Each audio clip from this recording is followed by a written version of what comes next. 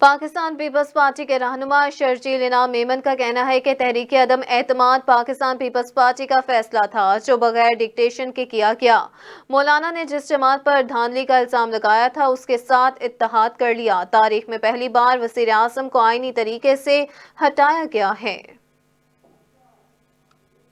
ہمیں کوئی اعتراض نہیں ہے کہ جی ڈی اے میں یا کسی بھی پارٹی سے بات کرنے، کیونکہ دیکھیں ہم لوگ پیروکار ہیں پاکستان پیپلز پارٹی کے لیڈران کے، اور میں نے پھر کہا کہ اس ملک کا واحد شخص، پورے پاکستان کا واحد شخص محترم آصف علی زرداری صاحب ہیں، جو بدترین اختلافات کو ختم کر کے لوگوں کو ساتھ ہاتھ ملانے پہ یقین رکھتے ہیں، اور انہوں نے پروو کیا ہے، ان کی اس سیاسی دانشمندی نے پروو کیا ہے کہ وہ اپنے بدترین مخالف کے ساتھ بھی جو ہے وہ اس کو اپنے ساتھ میں اس کو دوست بنا سکتے ہیں، اپنا بھائی بنا سکتے ہیں۔ تو ہماری کسی سے بھی کوئی لڑائی جھگڑا نہیں ہے، لیکن جو لوگ عوام کو اگر بیوقوف بیٹھ کے بنائیں اور اس طرح کا امپریشن دے کچھ ہوا تو بھائی ہوا، تو میں نے چیلنج دیا نا، بھائی میری سیٹ سے شروع کرو، بسم اللہ کرو، ساری پارٹیاں جمع ہو جائیں، ان پارٹیوں کے سربراہ آگے میری سیٹ سے الیکشن لڑ لیں، اگر وہ یہ میری سیٹ جیت جاتے ہیں تو میں سمجھوں گا کوئی بات ان کی جائز بات ہے، آئیں بسم اللہ کریں، وہ چیلنج نہیں کریں، میں چیلنج کر رہا ہوں، آپ قبول کرو،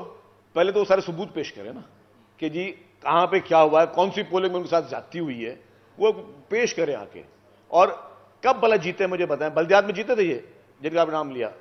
میں آپ سے پوچھ رہا ہوں، نہیں جیتے تھے نا، اس وقت دعویٰ کیوں نہیں کیا تھا؟ تو جب آپ کو بلدیات ہوتی ہے، بی ڈی الیکشن جو ہوتی ہے وہ ہوتی ہے بیسک الیکشن،